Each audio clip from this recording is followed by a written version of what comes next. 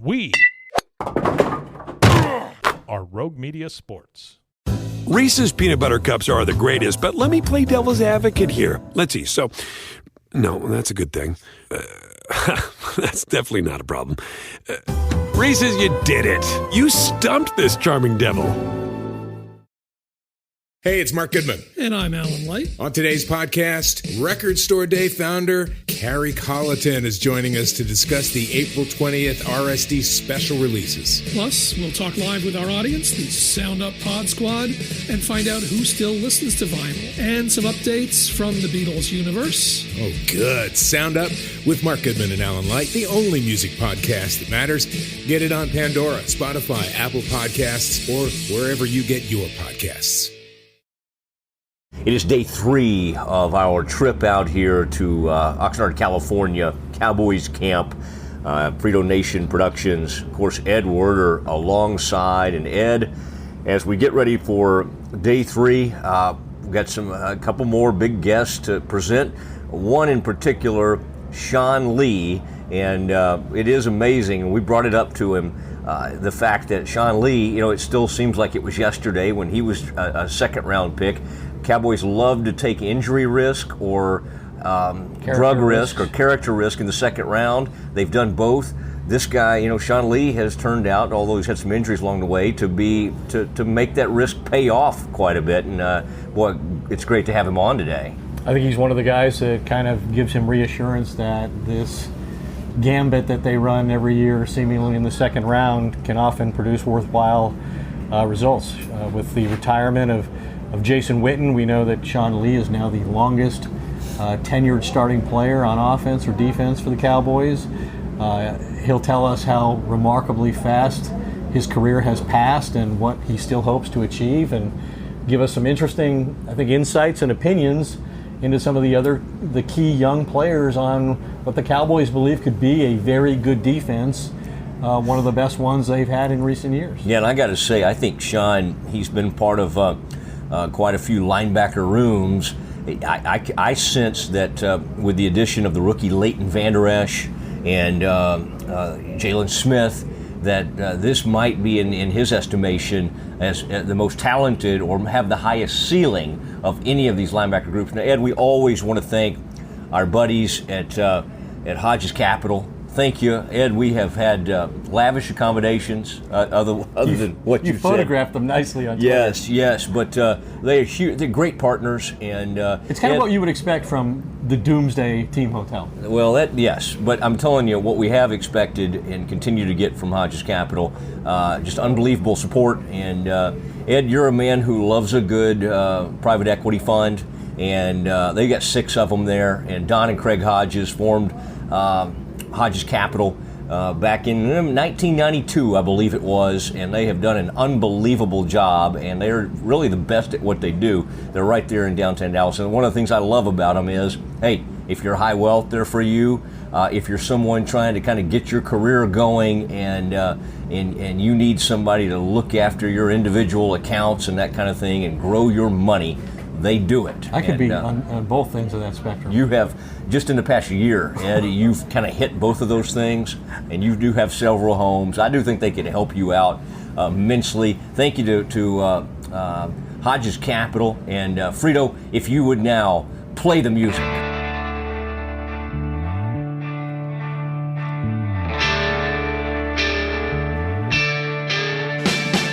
And it is our day 3 out here, and excited to be a part of it. And Ed, we've had a good run out here. Had some excellent interviews and interaction. Got to visit with Jerry Jones yesterday. And Ed, I have to say that this interview today, we've been kind of waiting on it. We wanted to get to the right time for it, but I think if you're going to come out here, you might as well talk to who's probably the person who's probably become, maybe other than Dak, the biggest leader on this team.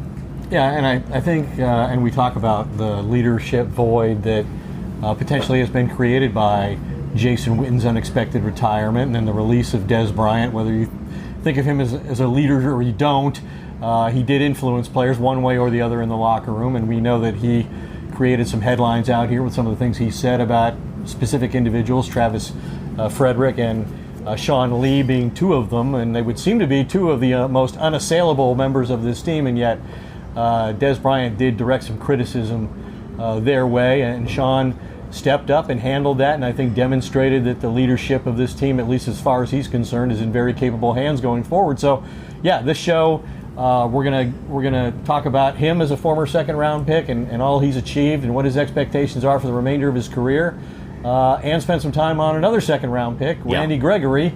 And Lee gives his impression of Gregory too. Yeah, very, very good, very well said, Ed, as always. And without further ado, here is Sean Snake Lee.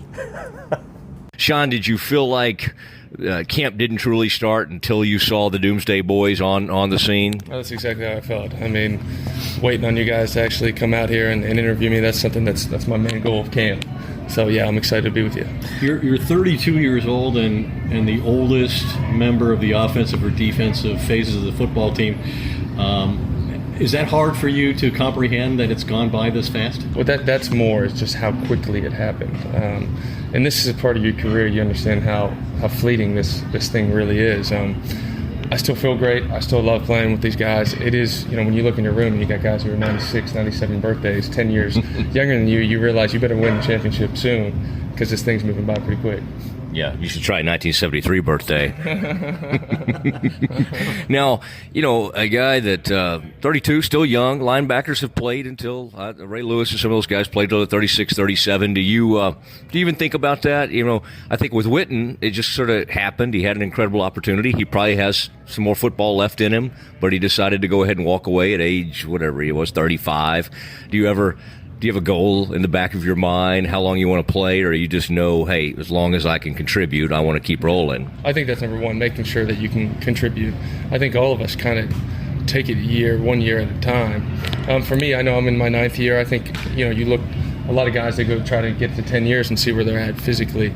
But for me, I want to play. I love playing. I've missed a lot of time, and I feel like haven't played in games that I wanted to play in. So I love playing, and I want to keep playing for a long time. Have you added anything to your bag of tricks in terms of learning things that work for you? I'm talking about in the off season, whether it be weight training or anything. I noticed you appear to be blowing off the yoga session today, so maybe yoga doesn't work for you. Well, I think I was doing more of the yoga than you think. It's just, okay. All right. I didn't know you guys were observing that. That's the only part of practice we want.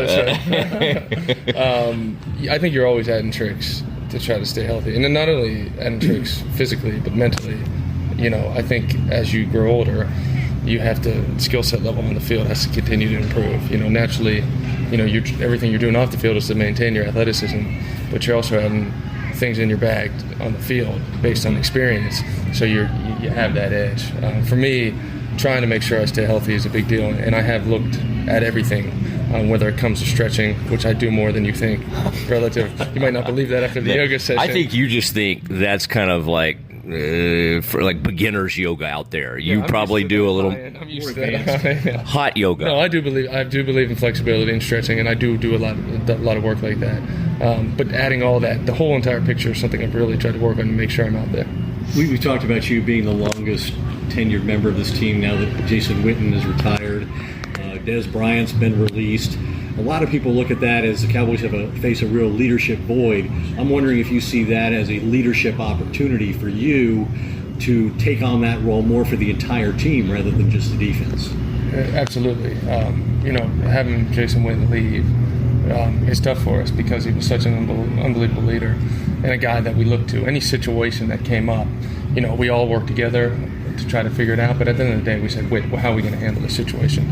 We have a great group of guys that he's passed leadership down, and I feel like I'm one of those guys, and now it's time for me to step up, but also guys like Dak, Zeke, Zach Martin, Ty Crawford. I mean, we have a lot of leaders ready to step into that. It seemed like the opportunity you had to really demonstrate that in a very practical way early in camp was the way you handled what Des said. He obviously criticized several people, yourself included. How did you want to handle that? And based on how you did handle it, how have your teammates expressed their thoughts on your involvement? Well, like any situation, situations come up and you have to handle them straight on. For me as a leader, I want to keep the focus on football. I want to make sure we're coming in, we're focused on football every single day. We're working together as a group to accomplish this common goal. So ultimately, that's what I'm trying to do. I want to win the championship with guys I love and care about, and I want to do everything possible to be a leader to do that. And so when I'm speaking, whenever I'm doing it, I'm always thinking about my teammates and thinking about this team and that goal. I mean, the only thing I would have done differently, Sean, I would have embraced the name Ken Stabler. It worked for him. I would have just gone with it. Like maybe he got a snake tattoo, but anyway, enough about me. So when you look at you got a new linebackers coach, a new secondary coach, some youthful guys in there with a rookie first round pick. What is what are some differences you see? Hitchens is gone now. What is this linebacker room been like? Especially all we hear about Jalen looking better and better. Yeah, I think our room is incredible. A lot of talent, a lot of guys who have played some football. Like you said, but Jalen's done an unbelievable job. I mean, how he was able to come back from his injury, play last year. I've said this a bunch of times. It's historic. That type of injury he had, he got better every game, and really by the end of the year was playing unbelievable. And this year you can see the progression he's making. Leighton coming in like he has, and how hard he works, how much he knows of the defense already, and the type of athlete he is. It's been a fun group to work with. New coach, Coach Bloom, has been unbelievable. So we have a great room that I love working with, even 9 years in. A lot of people in the league questioned the Cowboys taking Jalen Smith in the second round like they did. And obviously, there were times early on last year he struggled. I mean, you're trying to play in the NFL for the first time in your life with drop foot and a brace and run with athletes that are as good as there is in the world. And he was exploited in some of those situations. Do you see this as a guy who can still achieve greatness at his position in the NFL? I think absolutely he is on his way to achieving greatness. I think, first thing, anybody who's played, when I was a rookie, the first time you're playing in the NFL, everybody has issues that they struggle with. It doesn't matter health, it doesn't matter. It's a tough transition. So for him to be able to do that, and then also dealing with some of the issues he had with his foot and with his injury, it was incredible how he handled it. And he made a lot of plays, and as the year went on, he made more and more plays. So I'm telling you, he is on his way to being. It's going to be historic what he's going to do. This rookie, Van Der Esch, what have you seen from him now that you've gotten him into camp and been with him on more of a daily basis? How willing is this guy? How his kind of want-to factor? Where is all that, and where do you see his career going? It's as high as it could be. I mean, he's extremely conscientious, always trying to learn, always trying to listen. Plays extremely hard on the field, practices the right way. I mean, every box when it comes to the type of character you want, he checks that. And then when you pair that with his size and athleticism, he's another guy who I think has an extremely bright future too. Do you think Wolf Hunter is a good nickname, and are you like me bothered by the fact that he has hunted and killed wolves? I thought they were on the endangered species list, perhaps because of him. Yeah. I don't think they are. I think I love the name. I think that's his natural state. I mean, he's a guy. His story is amazing, where he grew up, and I didn't realize till last week that's the first NFL game he had been in. Yeah, which was played six-man football. Played six-man football, and so for him to, like I said, to handle himself like he has, I think that's an appropriate nickname, and I think it's going to catch on. What about another? Talk about Not if I could do anything about it. We talked about Jalen Smith and his redemption story, and it comes in a different light than this one. But what's your take on Randy Gregory? I mean, a lot of people think that Cowboys shouldn't be, investing in these sort of players and standing by them. But we just talked to him; he's obviously excited. He thinks he's resolved a lot of his personal issues. What are your expectations for him? Extremely high. I mean, Randy from the start, we've always loved Randy. He's a great guy, and he had issues. And like anything, he addressed those. He faced them head on. He spent time doing everything he could to get healthy and to get back. And to see him to be able to accomplish that is an inspiration to us. You look at him out here, I mean, the first day he came back, you saw him just doing those get-off drills. I mean, it's his get-off and his athleticism is something different, his flexibility. And even the small time he's been here, he's already making plays. And he hasn't played in 2 years? Right, pretty much. He can have a huge impact. And I'm praying that, he continues on the path he is because he deserves it. My last question, because Joe Trahan's running the stopwatch on us over here, and we only have 10 minutes, and we're about exhausted our time is. What concerns do you have about the NFL's new helmet rule? as it's being applied in games and the effect it may have on the quality of football and so forth? You know, I think we're all hoping it's just a role that's not grid, that can be defined, and really allows us to play fast. You know, as a defensive guy, the last thing you want to do is be thinking how you're hitting someone when you're hitting them. You want to work on the technique of keeping your head up, and I understand the role of trying to keep people healthy, which is great. But you know, at the end of the day, it's a violent game, it's a physical game, and you know they're gonna have to find that balance of allowing us to play and not making it overboard. And I think they will find that. This is my third to last question. Is there anybody that has emerged, obviously on the offensive side of the ball? Dak seems to be a big time leader. Mm-hmm. Anybody, whether on defense or offense, that has sort of surprised you a little bit about coming into camp and really taking on a pretty strong leadership role, helping you in that area? Well, at first, I'd say not a surprise, but the offensive line, the way they lead, the standard they set with their work ethic in the offseason, and now all those guys have stepped up. And Zeke is a guy who has just been unbelievable with his leadership, his work ethic in the offseason. He's a guy from day one that the whole team has rallied around. He has that type of personality to be a leader. So that's a guy, I think, who was moving into that role who is going to do an unbelievable job with it. Well, we really appreciate it. 10 minutes and 47 seconds, Joe Trahan. That's we owe you a minute. I've never. 50 seconds of bad answers.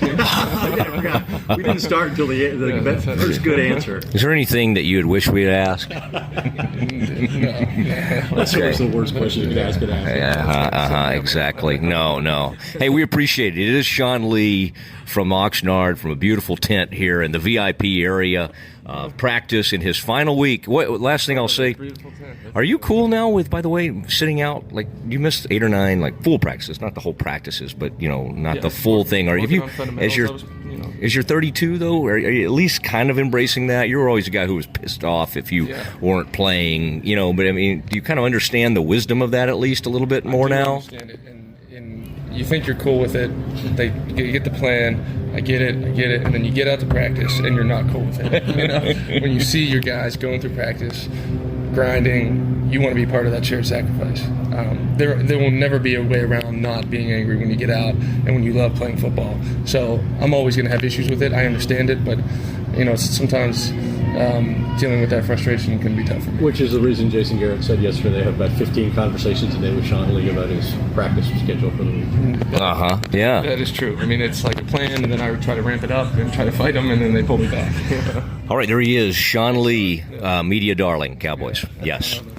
And there was with Sean Lee earlier today, a man who he loves to drop some expletives on you on the field, but off the field. When doing these interviews, very, very thoughtful, and enjoyed our time with him. And boy, always enjoy. I think Sean made it clear today. He made the legendary voice of the Cowboys, Brad Sham, wait on him and said, "I want to do Doomsday first." And to me, Ed, that's an important thing and a good decision by Sean. He shows tremendous judgment in almost every aspect of his football life, and did so yet again today. People who ask why the Cowboys would not take a receiver in the first round of the draft when they let go of Dez Bryant. I think they drafted Leighton Vander Esch for a lot of reasons. One of them is that they're 1-8 the last 3 years when Sean Lee's not on the field. It's really been kind of shocking how futile they are on defense when he's not in the game. During their 3-game losing streak last year when Lee was injured, they allowed 1,234 yards and 92 points. That's literally 100 more yards and 10 more points per game than their season averages without Sean Lee. So it would seem like now they've protected themselves against that being an issue of that magnitude going forward. Yeah, I mean, in some sense, you could say one of the most valuable players in the league, because you can certainly back that up with the numbers and what that shows. And it was fun having Sean on. I would say this, Ed. I remember Bill Parcells, who we both covered back with the Cowboys starting in 2003. One of the things he always talked about was not letting certain positions, one position, hold you hostage. It happened to him actually in the kicking position at one point, and I think that was the context he was talking about. It's happened with the Cowboys when Sean Lee goes out. It also happened when the left tackle Tyron Smith went out, and one of the reasons teams are there year in, year out, and one of the reasons a team, like New England is there is because when they do lose certain players, other teams can step up. The Eagles you could make that case in a huge way because they lost several players throughout the season, but that one loss, or they lost a left tackle. And they lost a quarterback. A quarterback who might have been the MVP of the season in his first year as a full-time starter goes down. They lost Darren Sproles. They lost Jordan Hicks at linebacker. Their performance with all the injuries and adversity they faced and overcame and won it all against the team, the dynasty of this decade in football, really allowed there to be no excuses for guys like Jason Garrett when it comes to, hey, my record pretty much is determined by injuries and suspensions. And the Cowboys are going to start this year with yet another suspension. Correct. David Irving. We didn't talk to Sean Lee about that. But I think, you listen to Sean Lee, he obviously has a very high opinion of what Randy Gregory can still achieve. He said he thinks that Jalen Smith is on his way to achieving greatness.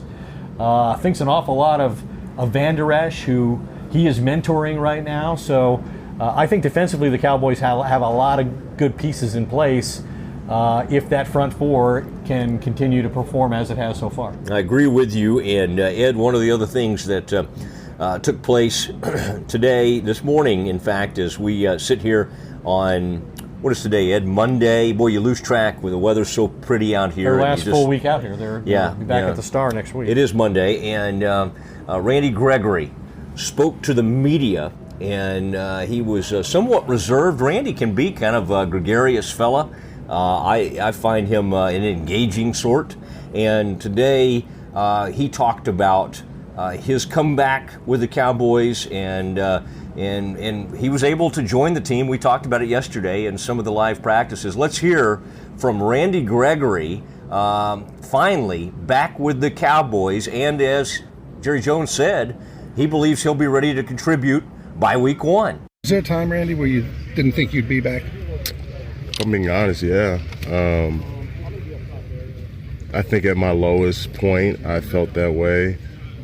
Obviously knew there was a chance that I would play again if I did the right things, but just looking at everything that was mapped out as far as what I needed to do and what I had going on in my life at the time, it was hard for me to say that I really thought I was going to be back. What was the lowest point? Yeah. What was the lowest point? I can't give you an exact date or anything, but there was a couple times in the last 2 years at least, and even last year where I had a lot going on in my personal life. I had a lot going on back at home with my parents, things with the team, obviously, drug program, just everything career-wise. And there was just a lot that I had going on mentally, physically, and just trying to get myself back to baseline so I can continue on my path. So what finally worked that you were able to get clean, and what's your plan once you get back to Dallas for staying clean? Well, I got a good schedule, like I said before. Got around the right people. Therapy always has helped, but just being consistent with that. Healthy dose of medication, and then just being able to realize what I have on my plate, my priorities, and being happy, not only with what I'm doing, but with myself internally, has been like the biggest, I think. Randy, what was the point where you knew you had a chance to get back? What was that moment like? I mean, there were little things that happened over the course of the year and a half that, gave me indication that I'd be back, where I had a chance. I think, obviously, working with my attorney, Daniel Moskowitz, has been big. He's done a lot of work behind the scenes that people don't know about that has made it a lot easier as far as my transition from being in the program and then being in compliance with some of the things they wanted over the course of the time I've been out, and then obviously getting back in and having a plan as far as aftercare employees. How are you feeling about what you're doing out there right now? I know it's only been a few practices you've got a chance to get, but how are you feeling about what you're doing? I feel good. I think it's been baby steps, which was the big question is, coming in, what was I going to do from the jump? And I think the coaches and the strength staff and the training staff did a good job as far as, developing a plan, what I'm going to do day to day. And then obviously being out here, finally getting some reps against, live players and doing individual things like that. I think it's been good as far as getting my feet under me. It's kind of different, pushing weight in the weight room compared to being out in the field and pushing somebody that's pushing against you. So that's been kind of different, but it is kind of like riding a bike because I am used to it. I've done it for a long time. That a lot of those things that I think I was good at before, I never really lost, and a lot of things that I was working on before, and I worked on in the offseason, I'm working on now, picking up a lot quicker now that I'm out there with other players. What does this say about the team that they've stuck with you? I think they believe in me. I think they, first and foremost, they like me as not only a player but a person. And then, I've always tried to do the right thing. I know I always haven't, but I've tried. And, I think they realize I was a person in need and sticking by me throughout that tough part. And even now, it's been real important for me to get back, and I think it's worked. So, I've had a lot of support from players all the way down the list, coaches, obviously the Jones family, and even, fans out there and about. Had a lot of support, so that's been, real big as far as me getting back. Randy, you have tried to do the right thing. The Cowboys believe that. What do you think caused those problems? Was it bipolar? Was it something else? What was the root of the problem? Did they diagnose you with bipolar? I think they've diagnosed me with a lot of things. At this point, I can't really say, what I believe is right and what's wrong. I do trust a doctor's opinion over mine, but I also understand that there's a lot of different things you can do throughout that process to make life easier for yourself. And a lot of those things I was putting in front of myself, I was self-sabotaging. And I had to realize that and grow up a little bit, like I said. And I think I have. I can't really address the bipolar thing. I think that's kind of a private matter, but anybody that deals with what I have to deal with and have gone through what I've gone through and understand the process of what I've been through, I think can understand that there's obviously a mental aspect to it, along with emotional. Did marijuana help manage that? Guys, that's what you were saying too. I mean, you talk about going through therapy, and not just athletes. A lot of people don't want to talk about mental health issues. There's a stigma with it. It's starting to break down. But do you recognize that's where you need to focus? And I know you said before you don't want to be known as a pothead. There's a lot else. Yeah. There's other stuff going on. Yeah, there's a lot more to it. I think the stigma, it obviously what I've been known to get in trouble for is, the marijuana issue, the substance abuse. So that's what's going to stick to the media and the fans and things like that. And that's fine. But I just would like everyone to realize that there is more to it, and there is a stigma behind it. And it's not just, somebody walking around carelessly doing what they want, like I said, there's obviously a mental aspect to it that plays a big part in it for me, that I've had to try to figure out. And I think the moment I took a more serious approach to that with my therapy, and the more people around me understood what I was going through mentally, I think made it a lot easier for me to get right. And there he is, Randy Gregory, speaking for the first time in quite a while out here with the Cowboys. Good to see him. Ed, you had it documented, some of his extreme weight changes and where he was all the way down. I believe you had him at one point at 198, which is just unbelievable for a guy NFL player of an any size. defensive end. I mean, that's just crazy. Now he appears to be up around 248. They said 248 at this point. Looks good.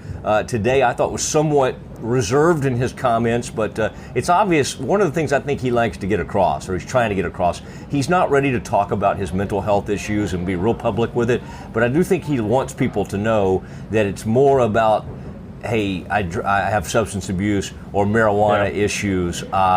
Those may be one and the same, but I think he's letting us know he has other issues, but he's just not quite ready to reveal exactly what those are, although it's been widely reported that he is bipolar. Well, he kept avoiding that specific question, which was, would he concede that he's been diagnosed as having bipolar disorder? He did acknowledge that he remains on some kind of medication, and that and continuing these treatments and having a sober partner, they call it, that the Cowboys have. I don't think this is Pac-Man's bodyguard, but it's somebody who's going to be living with and spending all of every day throughout this season with Randy Gregory. The Browns did that to a certain extent with Josh Gordon through the season, and then obviously he had more issues after the season. But the Cowboys have a plan in place, it seems. It's unusual that a player gets to meet directly with NFL Commissioner Roger Goodell in the reinstatement process as Gregory did, and one of the reasons for that was one of the members of his vast team that he has trying to keep him to the point where he's eligible to play every week for the Cowboys is Mike Ornstein, longtime assistant with Al Davis, with Sean Payton when the Saints won the Super Bowl.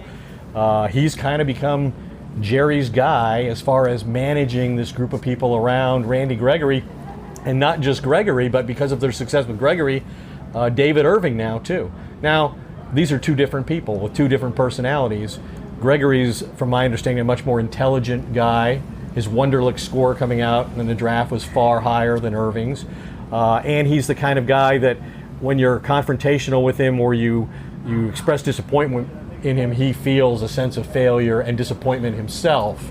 Whereas Irving, it's hard to grab a guy that big, by the throat and say, hey, you need to do this and that. And he's a little more contentious in that way, just from a personality standpoint. Doesn't mean he's not as committed to trying to reach the point that Gregory has right now. And we can't say that Randy Gregory is going to play all season and he's going to be Lawrence Taylor on the football field. I do think that a sense I got today from talking to people here is that Jason Garrett was more on board with this Randy Gregory pick in the second round than most people think. I think there's this perception that in most of these cases with these troubled players, and everybody was aware in the league that he had failed multiple drug tests in Nebraska, failed one at the scouting combine. But I think Jason Garrett was much more on board than most people think. This wasn't entirely a Jerry Jones decision, that the Cowboys actually had him rated as the best pass rusher in his draft class. He was there at the bottom of the second round.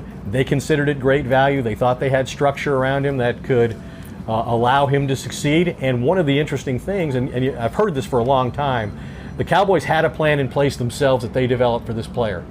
He was responding well to it. And I think they would claim, all things being disclosed, that the NFL then said their program didn't meet the NFL's requirements and they had to abide by the NFL's plan for players such as this. And Gregory did not respond as favorably to that as he had with the Cowboys put in place. Interesting. Yeah, no, that is fascinating stuff. This conversation today reminded me, Ed, of a story.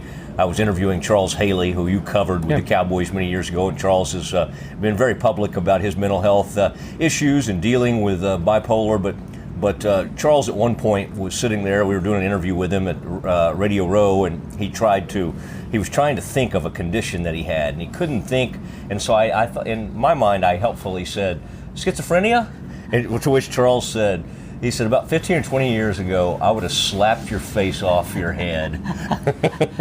I was just trying to be helpful. But it is interesting with guys like Charles Haley. Now, Charles has been very critical of the Cowboys at times. Yep. And he comes in and out the door, and sometimes they let him out there, and sometimes I think they're less likely to want him around.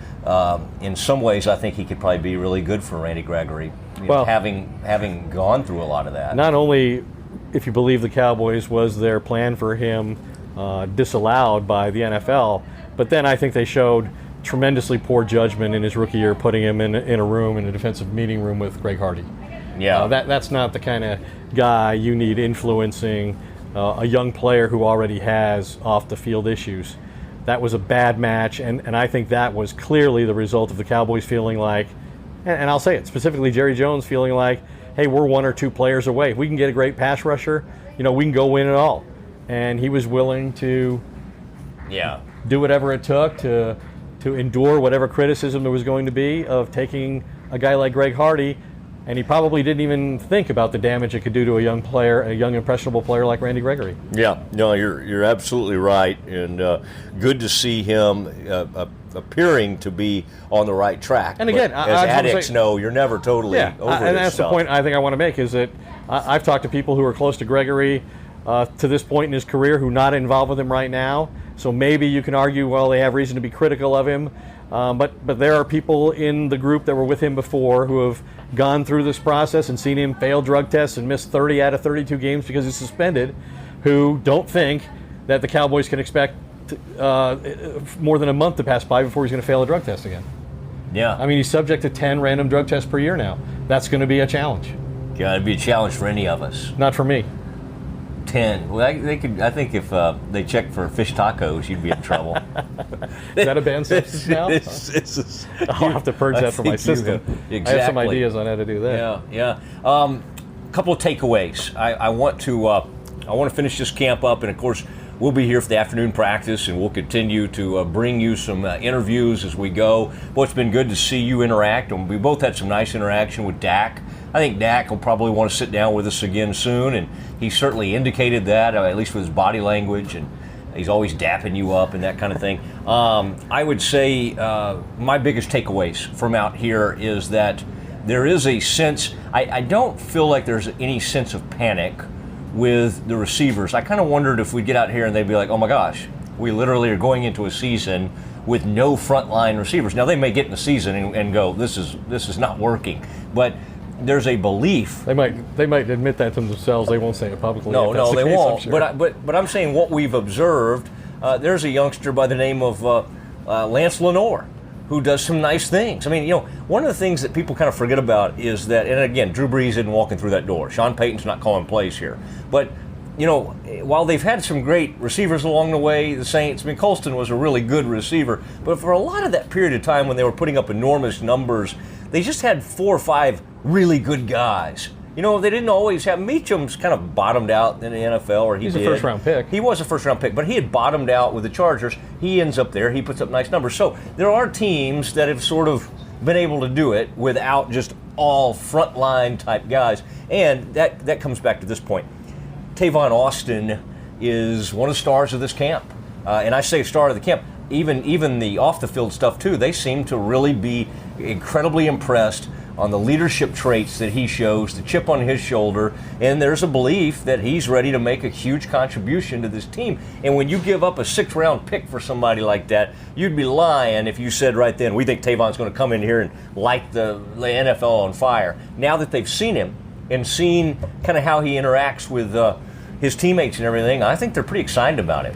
Anytime you mention a receiver and say he has Michael Irvin qualities like Jerry did yesterday in terms of the energy that he brings to the team, that's some pretty high praise. Now, Jerry is known for his hyperbole, and I don't know that I would say, based on what I've seen, that Tavon Austin brings Michael Irvin energy.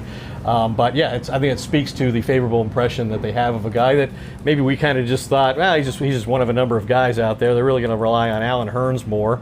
I think Michael Gallup, their 3rd-round pick, is going to make a big contribution as a rookie. And one of the interesting things we got out of the conversation with Scott Linehan, the offensive coordinator, yesterday was, we can protect him because so many of the other guys are multidimensional in terms of where they can line up, that we can just teach a guy like Gallup, 1 or 2 things early on, and he can still make a big contribution because we can move the other people around him.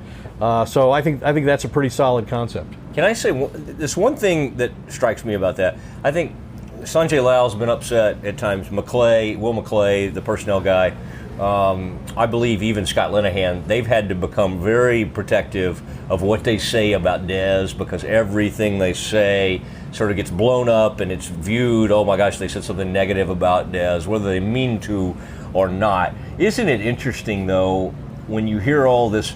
I kind of asked that of Scott Linehan. It's like if you kind of thought you could be more multiple and be tougher to defend by moving a bunch of guys around, why would you wait this long? I don't know. Why are we doing this? Why are we talking about this right now? And it keeps coming back to Dez. I mean, it's kind of like they let sort of one player, and I don't even think this was all Dez's fault. I think some of this was coaching. They made the offense or the passing attack so much about him, and then Witten to a certain extent, that it was like they didn't really try to do any stuff. And I don't know how much of that was Dez and his maybe limited route running skills, and how much of their just lack of attention to that kind of thing. I think a significant portion of it was Dez's limitations, just mentally, in knowing what to do from a variety of different positions.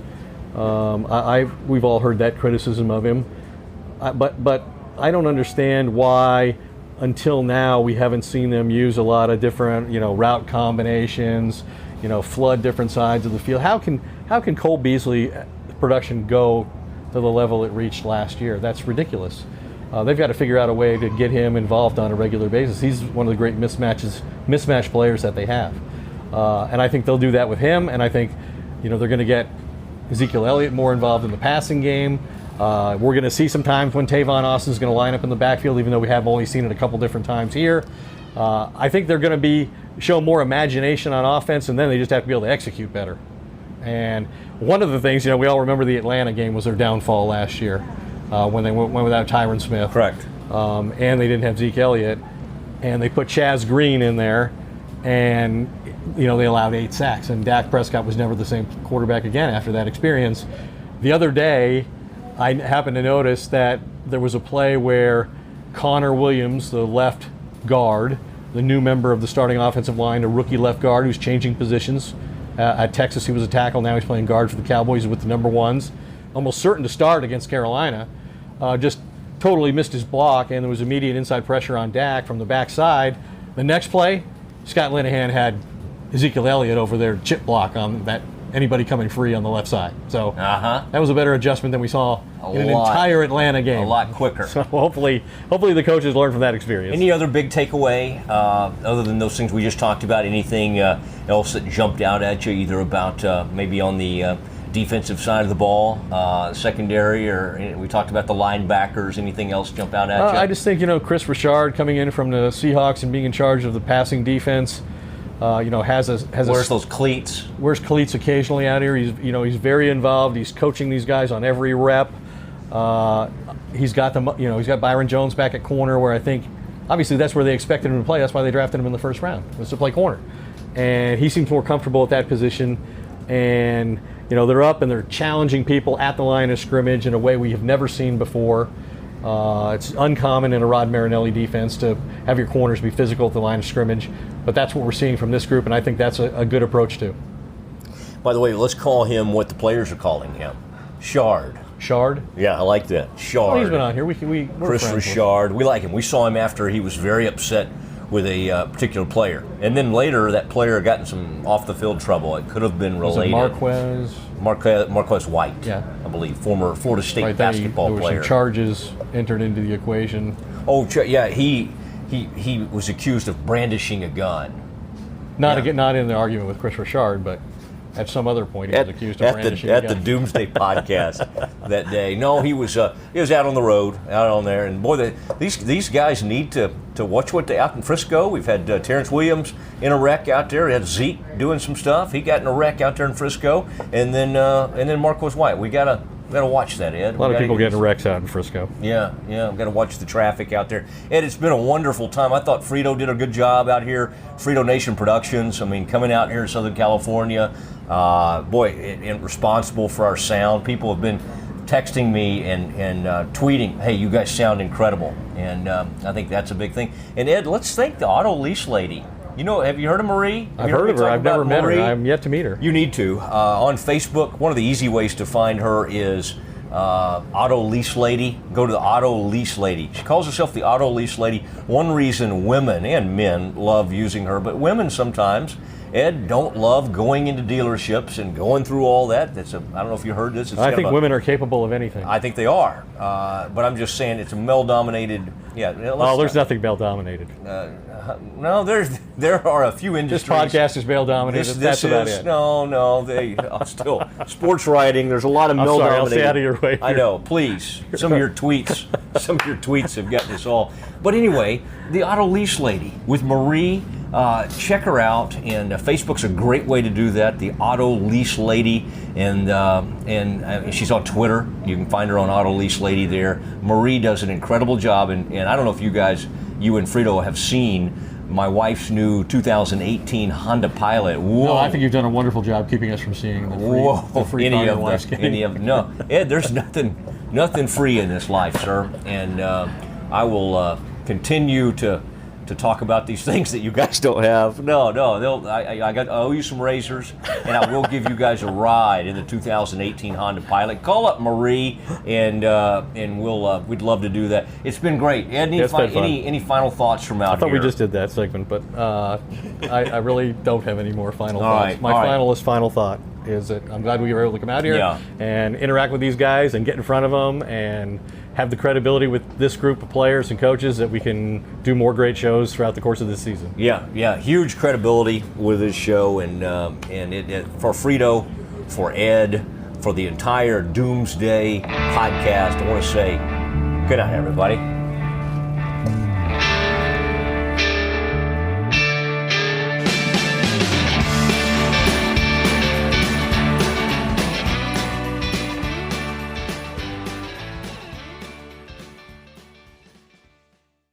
Hey, it's Mark Goodman. And I'm Alan Light. On today's podcast, Record Store Day founder Carrie Colleton is joining us to discuss the April 20th RSD special releases. Plus, we'll talk live with our audience, the Sound Up Pod Squad, and find out who still listens to vinyl. And some updates from the Beatles universe. Oh, good. Sound Up with Mark Goodman and Alan Light, the only music podcast that matters. Get it on Pandora, Spotify, Apple Podcasts, or wherever you get your podcasts.